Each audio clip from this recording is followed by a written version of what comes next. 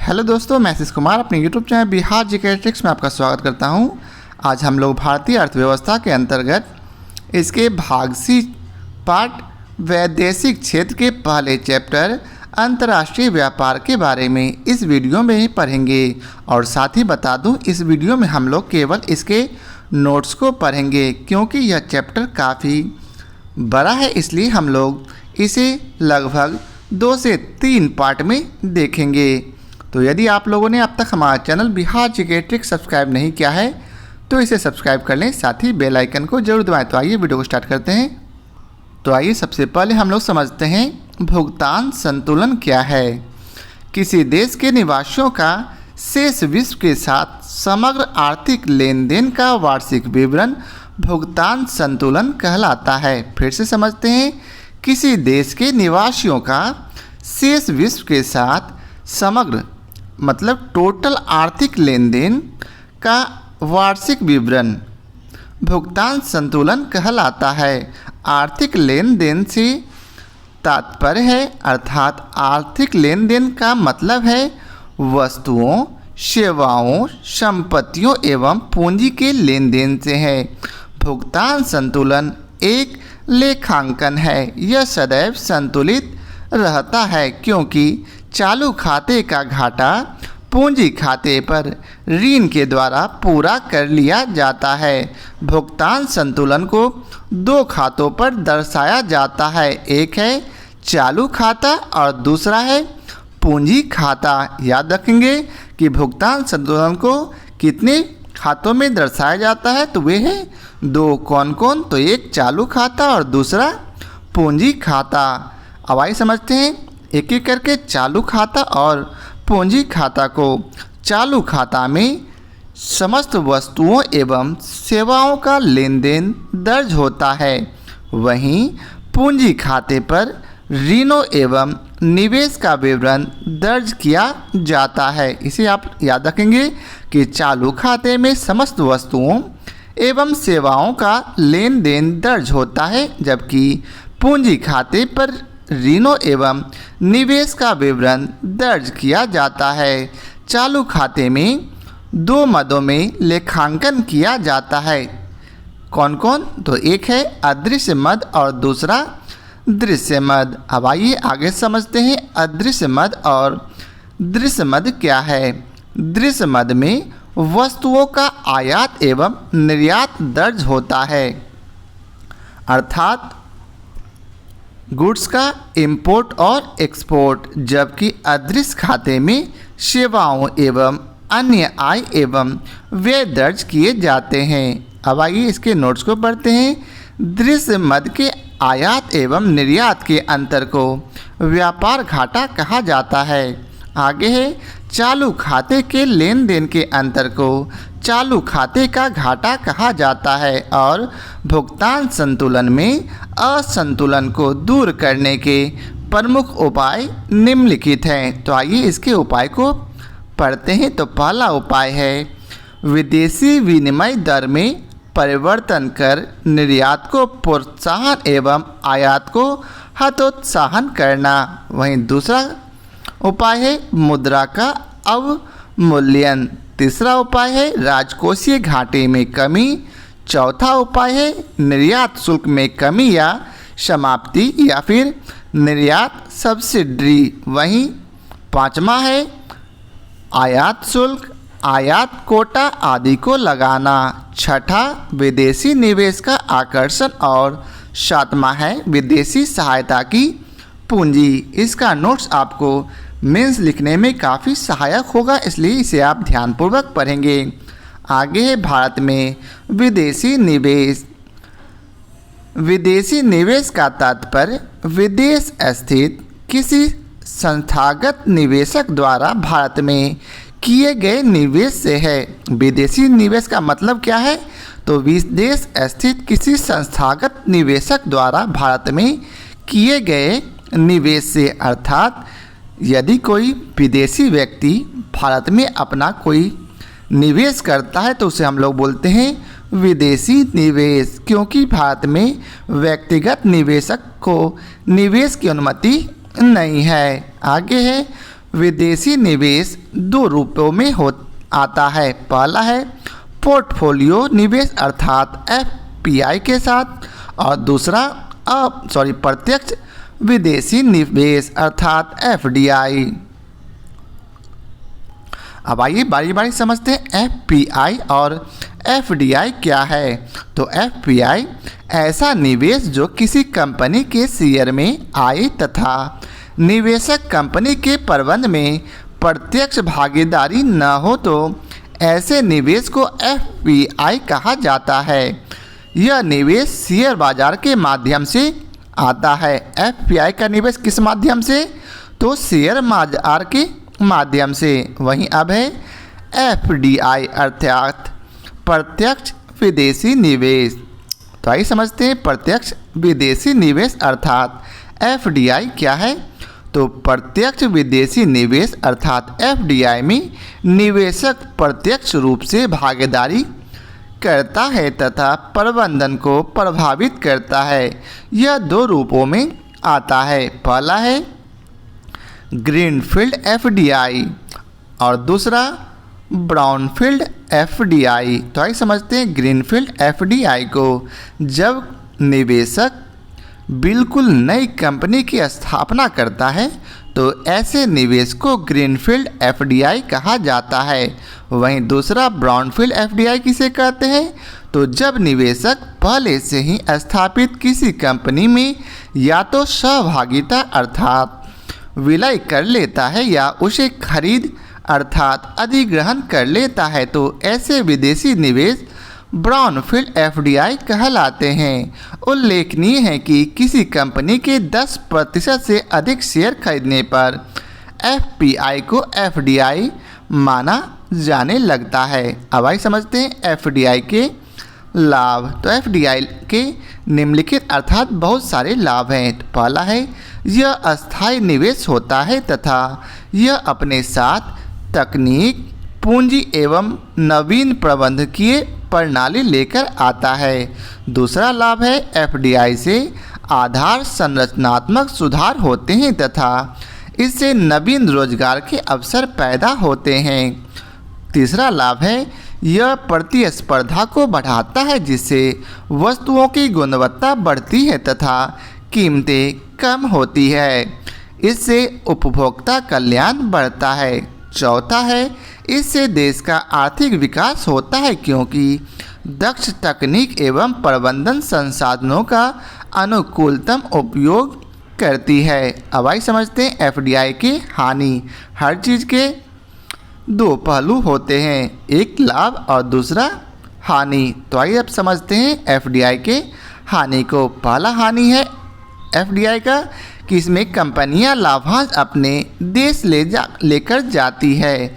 दूसरा हानि है कि स्थानीय शिशु अवस्था के उद्योगों का पतन होता है जिससे बेरोजगारी बढ़ती है। और इसकी और हानि है कि यह दीर्घकाल में ये कंपनियां एकाधिकार प्राप्त कर लेती है एवं उपभोक्ताओं का शोषण करती है। चौथा है हानि, इससे देश की अस्थिरता बढ़ती है तथा सरकारी कामकाज में विदेशी हस्तक्षेप करते हैं। इसी माध्यम से अंग्रेज भारत में शासन किए थे। अब आगे भारत में एफडीआई अप्रैल 2000 मार्च 2000 तक के आंकड़ों के अनुसार अप्रैल 2000 से मार्च 2020 तक के आंकड़ों के अनुसार भारत में सर्वाधिक एफडीआई मॉरिशस से आई है। इसके बाद क्रमशः सिंगापुर, नीदरलैंड एवं यूएसए का स्थान है। अप्रैल 2000 से मार्च 2020 तक के आंकड़ों के अनुसार भारत में सर्वाधिक एफडीआई आगमन सेवा क्षेत्र में हुआ है। इसके बाद क्रमशः कंप्यूटर, सॉफ्टवेयर और हार्डवेयर तथा दूरसंचार के क्षेत्र का स्थान है। मार्च 2019 से अप्रैल 2020 की अवधि में सर्वाधिक एफडीआई सेवा क्षेत्र में हुआ है। वहीं उसके बाद क्रमशः कंप्यूटर में, सॉफ्टवेयर में और हार्डवेयर तथा ट्रेडिंग का स्थान है। मार्च 2019 से अप्रैल 2020 की अवधि में सर्वाधिक एफडीआई सिंगापुर से आया था। उसके बाद क्रमशः मॉरिशस से, नीदरलैंड से तथा यूएसए से आया था। अब आगे है मल्टी ब्रांड खुदरा क्षेत्र में एफडीआई। भारत सरकार द्वारा मल्टी ब्रांड खुदरा क्षेत्र में 51% एफडीआई की अनुमति प्रदान कर दी गई है, परंतु इसके लिए कुछ शर्तें भी हैं। तो आइए इन शर्तों को पढ़ते हैं। तो पहली शर्त है भारत सरकार की यह न्यूनतम 100 मिलियन का निवेश करना होगा।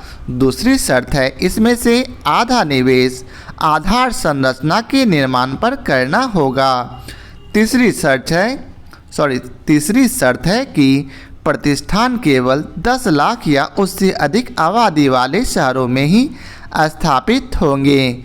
चौथी शर्त है कि 30% वस्तुओं को स्थानीय उद्योगों से लेना होगा। और पांचवा शर्त है कि किसी भी तरह के बिचौलियों का प्रयोग वर्जित है। अब नेक्स्ट है अवमूलन। अब आइए समझते हैं अवमूल्यन किसे कहते हैं। अवमूल्यन का तात्पर्य अर्थात अवमूल्यन का अर्थ है देशी मुद्रा के मूल्य अर्थात विनिमय दर में विदेशी मुद्रा के सापेक्ष कमी करने से है। अवमूल्यन का क्या मतलब कि देशी मुद्रा के मूल्य अर्थात विनिमय दर में विदेशी मुद्रा के सापेक्ष कमी करने से है। अवमूल्यन मूल्यह्रास से अलग अवधारणा है। मूल्यह्रास में जहां बाजार द्वारा दो मुद्राओं की कीमतों में कमी की जाती है, वहीं अवमूल्यन में सरकार द्वारा जानबूझकर मुद्रा के मूल्य में कमी की जाती है। आगे है भारत में अब तक 3 बार मुद्रा अवमूल्यन किया जा चुका है। पहला है 19 सितंबर 1949 को, दूसरा 5 जून 1966 को और तीसरा है 1 जुलाई तथा 3 जुलाई 1991 को। आगे है मुद्रा अवमूल्यन से निर्यात सस्ता हो जाता है तथा आयात महंगा। इस कारण निर्यात तो प्रोत्साहित होता है परंतु आयात हतोत्साहित होता है। इसे व्यापार घाटे को दूर करने हेतु प्रयोग में लाया जाता है। अब आगे है विनिमय दर। विनिमय दर का तात्पर्य दो देशों की मुद्राओं के आपसी परिवर्तनशीलता की दर से है। विनिमय दर का क्या मतलब, तो दो देशों की मुद्राओं की आपसी परिवर्तनशीलता की दर से, अर्थात $1 बराबर 60 रुपये। इसका निर्धारण देशों द्वारा भी होता है और बाजार शक्तियों के द्वारा भी। आजकल अधिकांश देशों ने विनिमय दर के निर्धारण हेतु बाजार प्रणाली को अपना लिया है। अब आगे है विनिमय दर का निर्धारण देश के अंदर विदेशी मुद्रा की मांग एवं पूर्ति से होता है, न कि अंतर्राष्ट्रीय बाजार में। भारत में भी विनिमय दर का निर्धारण बाजार शक्तियों द्वारा ही होता है, लेकिन आरबीआई समय समय पर आवश्यक हस्तक्षेप भी करता है। अब आगे आर्थिक समीक्षा 2019-20। तो आइए समझते हैं आर्थिक समीक्षा 2019-20 को। वर्ष 2014 से 19 की अवधि में 7.5% की सकल घरेलू उत्पाद में वृद्धि के लगभग साथ साथ भारत की भुगतान शेष स्थिति में सुधार हुआ है। यह सुधार वित्त वर्ष 2018 से 19 की समाप्ति तक संचित विदेशी रिजर्व के 412.9 बिलियन अमेरिकी डॉलर तक पहुंचने के कारण हुआ है, जो कि वित्त वर्ष 2013 से 14 के अंत तक केवल 304.2 बिलियन अमेरिकी डॉलर था। आगे है मार्च 2019 के अंत में विदेशी मुद्रा भंडार 412.9 बिलियन अमेरिकी डॉलर था, जो सितंबर 2019 में बढ़कर 433.7 बिलियन अमेरिकी डॉलर तथा 10 जनवरी 2020 को 461.2 बिलियन अमेरिकी डॉलर हो गया है। आगे है चालू खाता घाटे और सकल घरेलू उत्पाद के अनुपात में वृद्धि होने से भुगतान शेष बिगड़ जाएगा, क्योंकि विदेशी मुद्रा रिजर्व घट जाएगा, अर्थात ऐसी संभावनाएं बन जाएगी जिनसे विदेशी कर्ज का भार बढ़ जाएगा। आगे है चालू खाता घाटे की पूर्ति विदेशी मुद्रा रिजर्व करता है। यहाँ चालू खाता घाटा या विदेशी मुद्रा रिजर्व अनुपात के बढ़ने से कमी को पूरा करने वाली विदेशी मुद्रा का रिजर्व घट जाता है। इस शक्ति के घटने से मुद्रा मूल्य का क्या होगा, ह्रास होता है।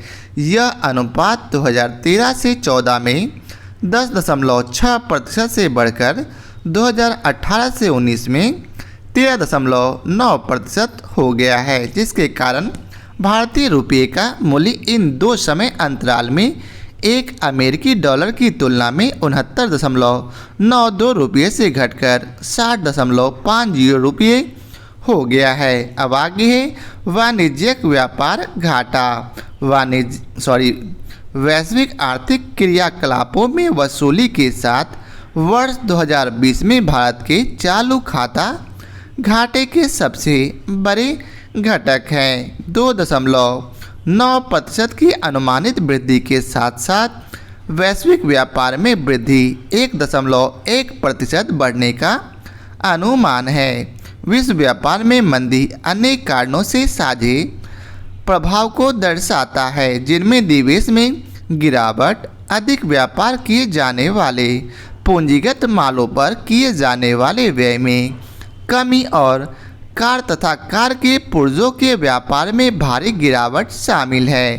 तथापि 2020 में वैश्विक आर्थिक गतिविधियों में सुधार होने से वैश्विक व्यापार में 3.2% वृद्धि होने का अनुमान लगाया गया है, किंतु वैश्विक मूल्य श्रृंखलाओं की भावी संरचना और प्रौद्योगिकी के व्यापार में कमी के अप्रत्याशित प्रभाव के संबंध में अनिश्चितता बढ़ी है, जिसके कारण विश्व व्यापार में वृद्धि में गिरावट जारी रह सकती है। औसतन भारत के पन्ने व्यापार शेष में वर्ष 2009 से 14 की तुलना में वर्ष 2014 से 19 में सुधार हुआ है, तथापि बाद की अवधि में अधिकांश सुधार वर्ष 2016 से 17 में कच्चे तेल की कीमतों में 50% से अधिक गिरावट के कारण हुआ है। हाल ही में इस अनुपात में सुधार के कारण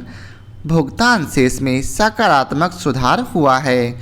वर्ष 2019 से 20 के दौरान भारत के सबसे बड़े 10 व्यापारिक भागीदारों का भारत के कुल पण्य व्यापार में 50% से अधिक योगदान है। आगे है सकल घरेलू उत्पाद की तुलना में पण्य निर्यातों के अनुपात में वृद्धि का भुगतान शेष की स्थिति पर सकारात्मक प्रभाव पड़ा है। पिछले कुछ वर्षों में सकल घरेलू अनुपात के साथ पण्य निर्यातों के अनुपात में गिरावट आई है, जो भुगतान शेष की स्थिति और ऋणात्मक प्रभाव को सूचित करता है। आगे है पेट्रोलियम निर्यातों का भारत के निर्यात पन्नियों में बहुत बड़ी हिस्सेदारी है तथापि चूँकि पेट्रोलियम निर्यात पेट्रोलियम आयातों का एक मूल्य संवर्धन पद है, अतः POL निर्यातों में से शुद्ध निर्यात यह दर्शाता है कि विदेशों से होने वाले भारत के निर्यात से देश में कितना मूल्य संवर्धन प्राप्त हो रहा है। वर्ष 2009 से 14 से वर्ष 2014 से 19 तक गैर POL निर्यातों में वृद्धि में काफ़ी गिरावट आई है।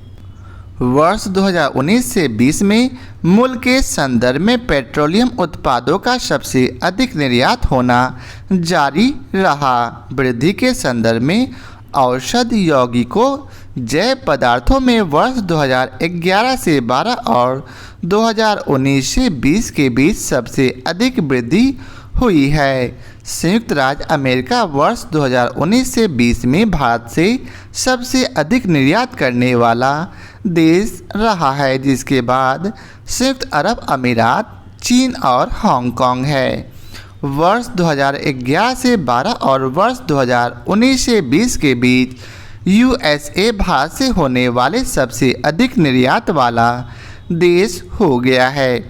पन्नी आयात या सकल घरेलू अनुपात में वृद्धि का भुगतान शेष की स्थिति पर निव्वल ऋणात्मक प्रभाव होता है। कई वर्षों से भारत में इस अनुपात में गिरावट आ रही है, जो भुगतान शेष की स्थिति पर निव्वल सकारात्मक प्रभाव को सूचित करता है। आयात समूह में कच्चे तेल के आयात का बहुत अधिक हिस्सा है, जो कच्चे तेल की कीमतों के साथ भारत के कुल आयात तालिका से सहसंबंधित प्रमाण भी इसकी पुष्टि करते हैं। जब कच्चे तेल की कीमतें बढ़ती है तो कुल आयात में कच्चे तेल का अंश भी बढ़ता है, जिससे सकल घरेलू उत्पाद के साथ आयात के अनुपात में वृद्धि होती है। सोने के आयात बास्केट में महत्वपूर्ण भाग होता है, जो भारत के कुल आयात का सोने की कीमतों से संबंध स्थापित करता है। जबकि व्यापक रूप से पिछली 2 पंचवर्षीय अवधियां अर्थात 2009 से 14 एवं 2014 से 19 के लिए यह सच है कि यह अंश सोने की कीमतों में वृद्धि होने के बावजूद वर्ष 2018 से 19 एवं वर्ष 2019 से 20 की पहली छमाही के बीच स्थिर रहा है। ऐसा शायद आयात शुल्क में वृद्धि होने से हुआ है, जिससे सोने का आयात कम हुआ है। आगे है जीडीपी में पण्य आयात की गिरावट का बीओपी स्थिति पर निव्वल सकारात्मक प्रभाव पड़ता है। यह जीडीपी वृद्धि में गिरावट को भी दर्शाता है। गैर पीओएल गैर स्वर्ण आयात निश्चित रूप से जीडीपी वृद्धि से जुड़ा है। यद्यपि 2 अवधियों के बीच जब जीडीपी वृद्धि में बढ़ोतरी हुई, तब वर्ष 2009 से 14 से लेकर वर्ष 2014 से 19 की जीडीपी के अनुपात में गैर पीओएल गैर तेल आयात गिरा है। ऐसा खपत में वृद्धि के कारण हो सकता है, जबकि गैर पीओएल एवं गैर स्वर्ण आयात दर कम होने का कारण निवेश दर में गिरावट हो सकती है। आगे है निवेश दर में होने वाली सतत गिरावट से जीडीपी वृद्धि में कमी आई है। उपभोग कम हुआ है। निवेश परिक्षेप अर्थात आउटलुक मंद हो गया, जिससे आगे चलकर वर्ष 2018 से 19 से 2019 से 20 के मध्य में जीडीपी के अनुपात के रूप में गैर पीओएल गैर स्वर्ण आयात के साथ जीडीपी वृद्धि में कमी आई है। वर्ष 2019 से 20 के आयात बास्केट में कच्चे पेट्रोलियम का सबसे बड़ा अंश था। इसके बाद सोना एवं पेट्रोलियम उत्पाद आते हैं।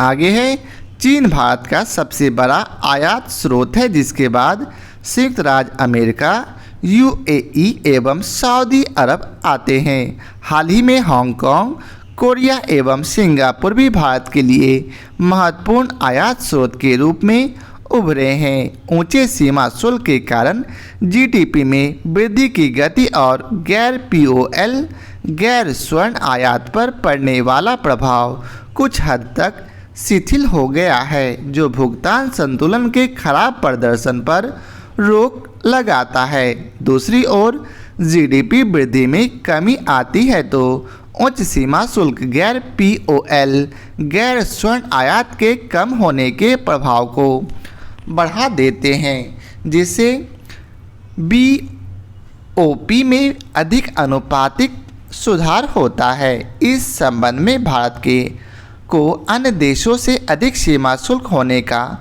लाभ हुआ है। सकल घरेलू उत्पाद के अनुपात के तौर पर निवल सेवाएं बीओपी पर सेवा निर्यात और आयात के निवल प्रभाव को दर्शाता है। सकल घरेलू उत्पाद के संबंध में भारत की निवल सेवा अधिशेष में धीरे धीरे ह्रास हो रहा है। निवल सेवाओं में अधिशेष व्यापार घाटे का महत्वपूर्ण रूप में वित्त पोषण कर रहा है। विगत कुछ वर्षों में आधे से कम रह जाने से पूर्व वर्ष 2016 से 17 में व्यापार घाटे के लगभग 2/3 तक वित्त पोषण इससे हो रहा है। सकल घरेलू उत्पाद में निवल सेवाओं की धीमी गिरावट होने से वित्त पोषण उस समय तक धीरे धीरे गिरता जाएगा जब तक कि जीडीपी के संबंध में पण्य वस्तु घाटे में सुधार न आ जाए। सकल घरेलू उत्पादन के संबंध में होने वाली सेवा निर्यात वृद्धि का बीओपी परिवेश पर निवल सकारात्मक प्रभाव होता है। भारतीय सेवा निर्यात सतत रूप में जीडीपी के 7.4 से 7.7% के बीच रहा, जो बीओपी के अस्थायित्व में योगदान करने वाले इस स्रोत की निरंतरता को प्रदर्शित करता है। वर्षों से सेवा निर्यात की रचना काफ़ी हद तक अपरिवर्तित रही है। इसमें सॉफ्टवेयर सेवाओं का योगदान लगभग 40 से 45% है। इसके बाद व्यापार सेवाएं आती है जिसकी भागीदारी 18 से 20% है। पर्यटन की भागीदारी 11 से 13% एवं परिवहन की भागीदारी 9 से 11% है।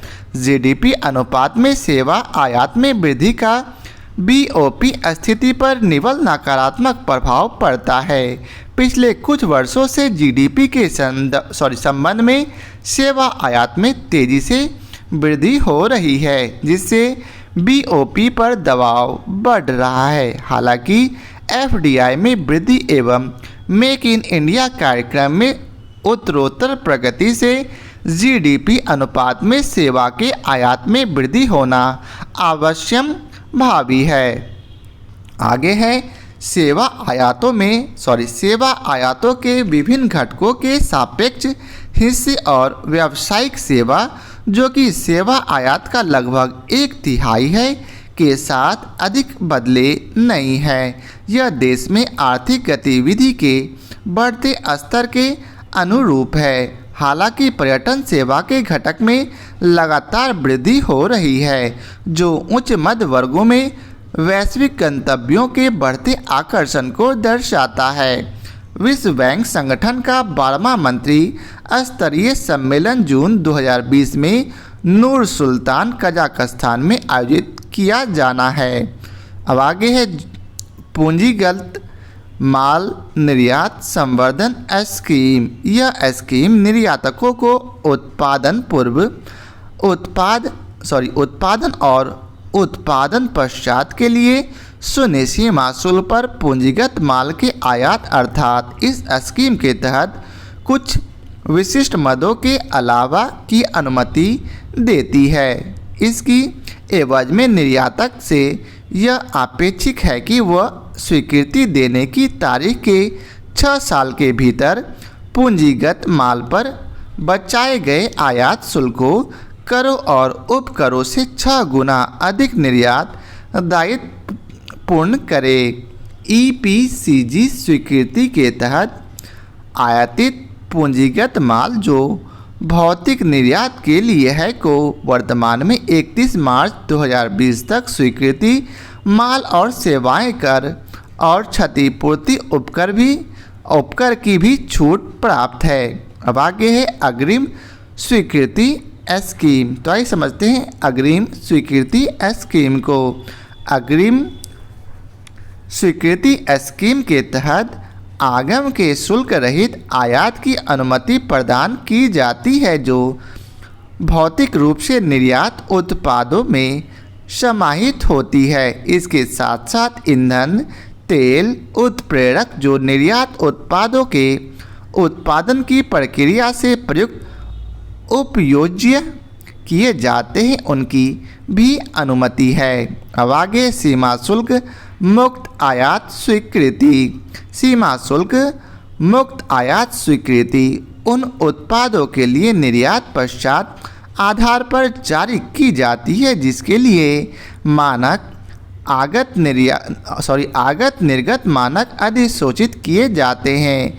इस स्कीम का एक उद्देश्य एक बार निर्यात होने के बाद SION के अनुसार आयातित आगत तथा स्वीकृति स्कीम के प्रावधान अग्रिम स्वीकृति स्कीम के ही समान है। अब आगे है निर्यात उन्मुखी इकाई या फिर इलेक्ट्रॉनिक हार्डवेयर प्रौद्योगिकी पार्क या फिर सॉफ्टवेयर प्रौद्योगिकी पार्क या जैव प्रौद्योगिकी पार्क योजना।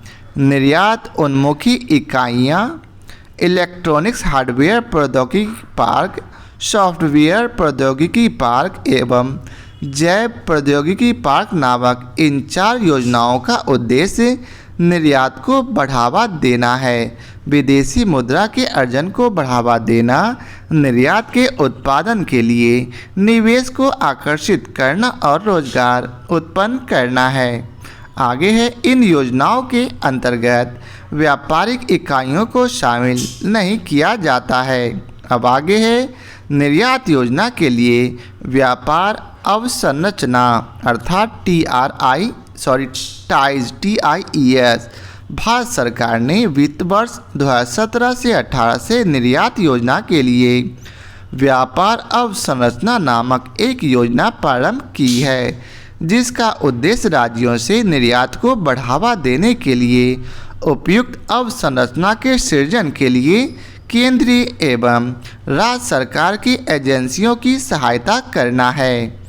इस योजना में केंद्र एवं राज्य सरकार की एजेंसियों को योजना की दिशा निर्देशों के अनुसार सहायता अनुदान के रूप में वित्तीय सहायता प्रदान की जाती है। डिजिटल एवं धारणीय व्यापार सुविधा सेवा 2019 पर अभी हाल ही में जारी किए गए संयुक्त राष्ट्र वैश्विक सर्वेक्षण में भारत ने न केवल अपने समग्र व्यापार सुविधा के अंकों को 69% से बढ़ाकर 80% कर लिया है, अपितु एशिया प्रशांत और दक्षिण पश्चिम एशिया प्रशांत क्षेत्र में अन्य देशों से भी बेहतर प्रदर्शन किया है। भारतीय लॉजिस्टिक्स सेंटर का तेजी से विकास हो रहा है और यह एक सफल होने वाला उद्योग है। अनुमानों के अनुसार भारतीय लॉजिस्टिक्स सेक्टर का मध्यावधि में 8 से 10% बढ़ने की अपेक्षा है। भारत में लॉजिस्टिक्स उद्योग वर्तमान में लगभग 160 बिलियन अमेरिकी डॉलर होने का अनुमान है और वर्ष 2020 तक 215 बिलियन अमेरिकी डॉलर तक पहुंचने की अपेक्षा है। भारतीय भंडार एवं लॉजिस्टिक बाजार को पिछले कुछ वर्षों में लगभग 3.4 बिलियन अमेरिकी डॉलर संस्थागत पूंजी प्राप्त हुई। इस अवधि के दौरान भंडार क्षेत्र में निवेश भू संपदा में कुल निजी इक्विटी निवेश का लगभग 26% है। रोजगार पैदा करने के संदर्भ में विशेषज्ञों का अनुमान है कि लॉजिस्टिक्स सेक्टर वर्ष 2022 तक सबसे बड़ा रोजगार सृजनकर्ता होगा। वर्तमान में यह सेक्टर देश में 22 मिलियन लोगों को रोजगार मुहैया करा रहा है। विश्व बैंक के लॉजिस्टिक निष्पादन इंडेक्स के अनुसार भारत में 2014 में 54वें रैंक की तुलना में वर्ष 2018 में 44वें रैंक पर उभर आया है।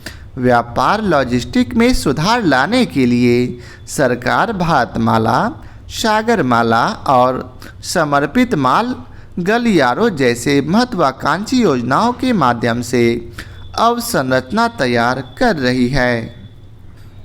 अब आगे है ड्राइविंग लॉजिस्टिक्स। लागत सकल घरेलू उत्पाद के वर्तमान अनुमानित स्तर 13 से 14% से घटकर 10% हो गई है, जो कि विश्व स्तर पर प्रतिस्पर्धी बनने के लिए भारत के लिए वैश्विक मानकों की श्रेणी में सर्वश्रेष्ठ होना अनिवार्य है। निवल प्रेषण में वृद्धि से बीओपी स्थिति में सुधार होता है। विदेशों में कार्यरत भारतीयों से निवल प्रेषण साल 10 साल बढ़ता जा रहा है और वर्ष 18 से 19 के कुल प्राप्तियों के 50% से अधिक वर्ष 2019 से 20 की पहली छमाही में प्राप्त हुई है। संयुक्त राष्ट्र द्वारा वर्ष 2019 में जारी द माइग्रेशन रिपोर्ट में भारत को वर्ष 2019 में 17.5 मिलियन की प्रवासी शक्तियों के साथ अंतर्राष्ट्रीय प्रवासियों की उत्पत्ति का प्रमुख देश बताया है। विश्व बैंक की अक्टूबर 2019 की रिपोर्ट के तहत भारत वर्ष 2018 में शीर्ष धन प्रेषण पाने वाला देश बना रहा। इसके बाद चीन, मैक्सिको, फिलीपींस और मेक्सिको का स्थान रहा था। वर्ष 2019 से 20 के शुरू के 8 महीनों में निवल विदेशी प्रत्यक्ष निवेश 24.4 अमेरिकी बिलियन डॉलर था। निवल विदेशी प्रत्यक्ष निवेश में वृद्धि से बीओपी स्थिति में सुधार होता है। मार्च 2014 से मार्च 2019 तक बीओपी स्थिति में जो प्रभावशाली सुधार आया है उसका मुख्य जिम्मेदार वर्ष 2019 से 14 से वर्ष 2014 से 19 तक देश में निवल एफडीआई के लगभग दोगुना होना है। निवल एफडीआई का उछाल जारी रहने से पिछली छमाही में ही पिछले साल से 50% ज़्यादा धनराशि आकर्षित हुई है। देश में विदेशी निवेश के बढ़ते प्रभाव के लिए एफडीआई वर्ष 2019 से 20 के शुरू के 8 महीनों में निवल विदेश प्रत्यक्ष निवेश 24.4 अमेरिकी बिलियन डॉलर था। निवल विदेशी प्रत्यक्ष निवेश में वृद्धि से बीओपी स्थिति में सुधार होता है। मार्च 2014 से मार्च 2019 तक बीओपी स्थिति में जो प्रभावशाली सुधार आया है उसका मुख्य जिम्मेदार वर्ष 2009 से 14 वर्ष 2014 से 19 तक देश में निवल एफडीआई के लगभग दुगना होने से है। निवल एफडीआई का उछाल जारी रहने से पिछली छमाही में ही पिछले साल से 50% ज़्यादा धनराशि आकर्षित हुई है। देश में विदेशी निवेश के बढ़ते प्रभाव के लिए एफडीआई दिशा निर्देशों का लगातार उदारीकरण जिम्मेदार रहा है। देश में वर्ष 2019 से 20 की प्रथम छमाही में निवल प्रत्यक्ष विदेशी निवेश द्वारा चालू खाता घाटे का वित्तीय वर्ष 2018 से 19 की समतुल्य अवधि से अधिक रहा है। देश में वर्ष 2019 से 20 के पहले 8 महीनों में निवल एफपीआई प्रवाह 12.6 बिलियन अमेरिकी डॉलर रहा था। निवल एफपीआई प्रवाह में वृद्धि से बीओपी स्थिति में सुधार होता है और प्रत्यक्ष निवेश या आरक्षित संपत्तियों के अलावा सीमा पर लेन देन में शामिल ऋण और इक्विटी प्रतिभूतियों के कारण उत्पन्न हुई है। किंतु एफपीआई को अक्सर उसकी एक अर्थव्यवस्था में मुसीबत के पहले संकेत पर या दुनिया में कहीं और विशेष रूप से अमेरिका में फेडरल रिजर्व के हाथों निवेश आकर्षण में बढ़ावा देकर भाग जाने की प्रवृत्ति अर्थात हार्ट मनी कहलाती है।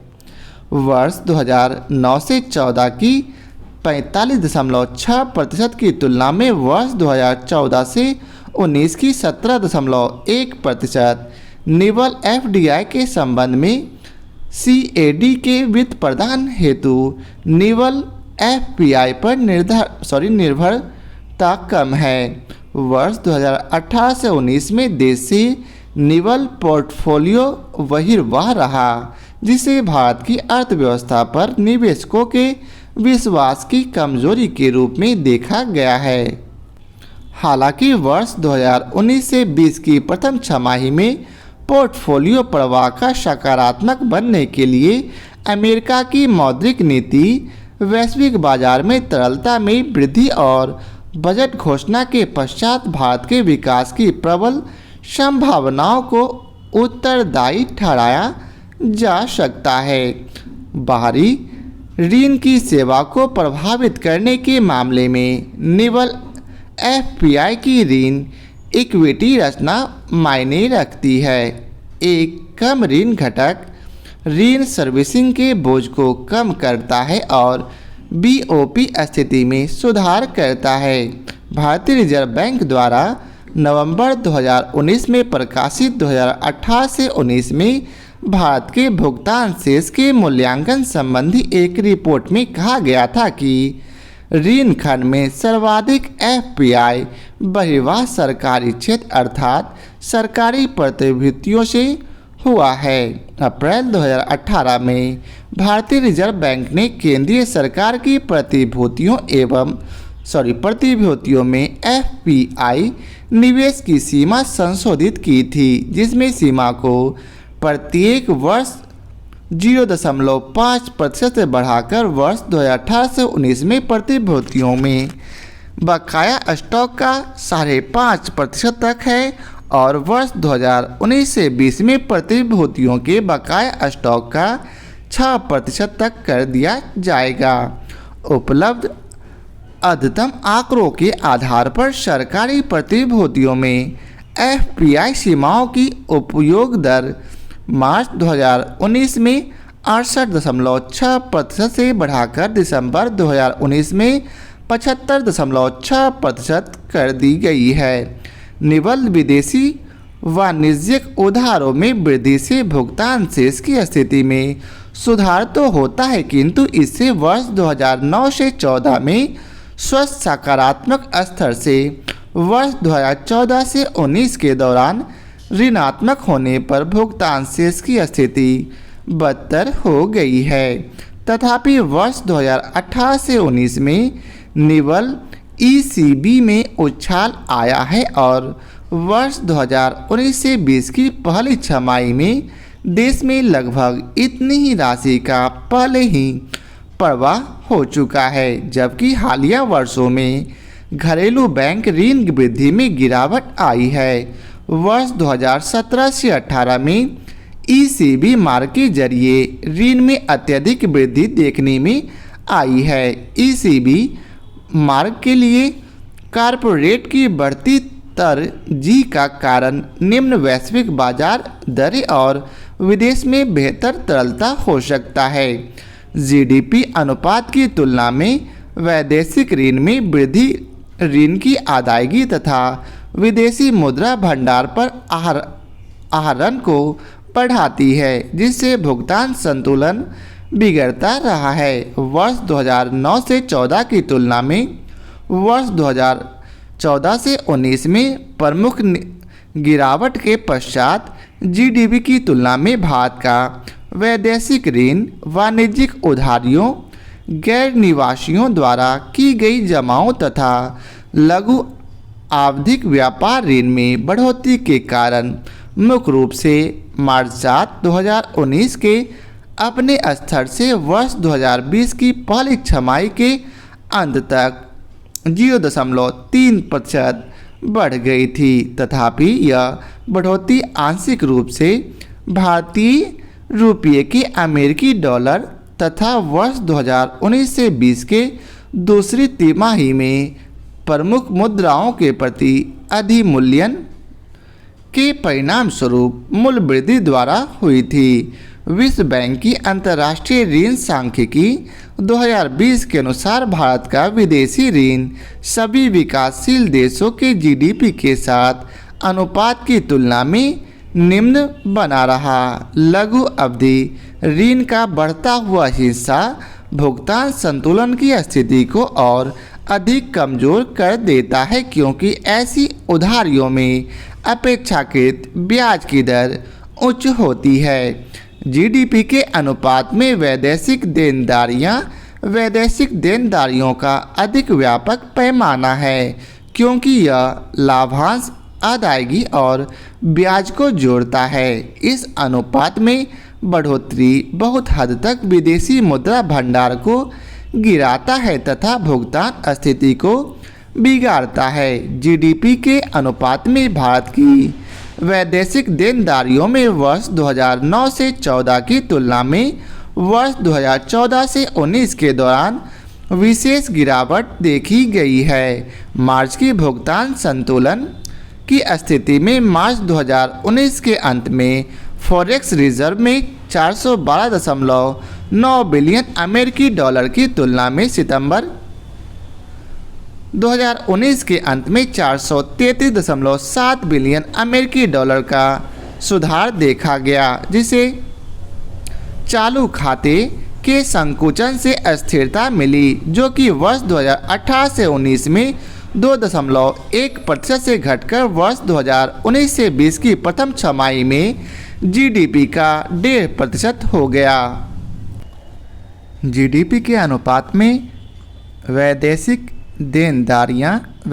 देनदारियों का अधिक व्यापक पैमाना है, क्योंकि यह लाभांश, अदायगी और ब्याज को जोड़ता है। इस अनुपात में बढ़ोतरी बहुत हद तक विदेशी मुद्रा भंडार को गिराता है तथा भुगतान स्थिति को बिगाड़ता है। जीडीपी के अनुपात में भारत की वैदेशिक देनदारियों में वर्ष 2009 से 14 की तुलना में वर्ष 2014 से 19 के दौरान विशेष गिरावट देखी गई है। भारत की भुगतान संतुलन की स्थिति में मार्च 2019 के अंत में फॉरेक्स रिजर्व में 412.9 बिलियन अमेरिकी डॉलर की तुलना में सितंबर 2019 के अंत में 433.7 बिलियन अमेरिकी डॉलर का सुधार देखा गया, जिसे चालू खाता घाटे के संकुचन से अस्थिरता मिली, जो कि वर्ष 2018 से 19 में 2.1% से घटकर वर्ष 2019 से 20 की पहली छमाही में जीडीपी का 1.5% हो गया। भारत का विदेशी मुद्रा भंडार 10 जनवरी 2020 को यथास्थिति 461.2 बिलियन अमेरिकी डॉलर हो गया। वर्ष 2019 में विश्व में 2.9% की पक्कालित वृद्धि दर के अनुरूप वैश्विक व्यापार में वर्ष 2017 की 5.7% की चरम स्थिति के बाद 1% की वृद्धि का प्राकलन किया गया है। हालांकि वैश्विक आर्थिक गतिविधियों के पुनः स्थापन के साथ वर्ष 2020 में इसके 2.9% तक भरपाई करने की आशा है। वर्ष 2019 से 19 के दौरान भारत के वाणिज्यिक व्यापार संतुलन में सुधार हुआ है। यद्यपि बाद की अवधि में अधिकांश सुधार वर्ष 2016 से 17 में क्रूड की कीमतों में 50% से अधिक की गिरावट के कारण हुआ है। पेट्रोलियम उत्पाद कीमती पत्थर, औषधीय फार्मूले एवं जीव वैज्ञानिक मदे, स्वर्ण और अन्य कीमती धातुएं शीर्ष निर्यातित वस्तुएं बनी है। क्रूड पेट्रोलियम, स्वर्ण, पेट्रोलियम उत्पाद, कोयला, कोक एवं ब्रिकेट शीर्ष आयातित मदों में शामिल हैं। संयुक्त राज्य अमेरिका, चीन, यूएई, सऊदी अरब और हांगकांग भारत के 5 शीर्ष व्यापारिक साझेदार बने हुए हैं। जीडीपी के सापेक्षता भारत का निवल सेवा अधिशेष निरंतर कम हो रहा है। पिछले 2 वर्षों में आधे से कम की गिरावट से पूर्ण वर्ष 2016 से 17 में इसने 2/3 व्यापार घाटे का वित्त पोषण किया। व्यापारिक सुविधाकरण के तहत विश्व बैंक की निगरानी में इसकी व्यवसाय सुगमता रिपोर्ट में लगभग 190 देशों के समग्र श्रेणी निर्धारण के अंतर्गत ट्रेडिंग अक्रॉस ब्रदर्स संकेतक के अंतर्गत भारत ने वर्ष 2016 में अपनी 143वीं रैंकिंग में सुधार करके वर्ष 2019 में 68वीं रैंक प्राप्त की है। आगे है भारत की प्रचालन संबंधी उद्योग वर्तमान में 160 बिलियन अमेरिकी डॉलर के आसपास प्रकलित किया गया है और वर्ष 2020 तक इसके 215 बिलियन अमेरिकी डॉलर तक पहुंचने की आशा है। विदेशों में नियोजित भारतीयों से प्राप्त धन प्रेषणों में वर्ष दर वर्ष वृद्धि हो रही है और वर्ष 2019 से 20 की प्रथम छमाही में भी यह प्रक्रिया जारी है, जहां प्राप्त धनराशि विगत वर्ष के स्तर से 50% से अधिक है। वर्ष 2019 से 20 में निवल एफडीआई अंतर प्रवाह वृद्धिशील बने हुए हैं और प्रथम 8 माह में 24.4 बिलियन अमेरिकी डॉलर का निवेश आकर्षित हुआ, जो कि वर्ष 2018 से 19 की संगत अवधि की तुलना में उच्चतर है। वर्ष 2019 से 20 के प्रथम 8 माह में निवल एफपीआई 12.6 बिलियन अमेरिकी डॉलर पर आ गया है। तो यह था अंतर्राष्ट्रीय व्यापार का नोट्स का। तो आशा करता हूँ आप लोगों को हमारा यह वीडियो पसंद आया हो। यदि आप लोगों को हमारा यह वीडियो पसंद आया हो तो इसे लाइक और शेयर जरूर करें। फिर मिलते हैं नए चैप्टर के साथ। आज के लिए बहुत बहुत धन्यवाद।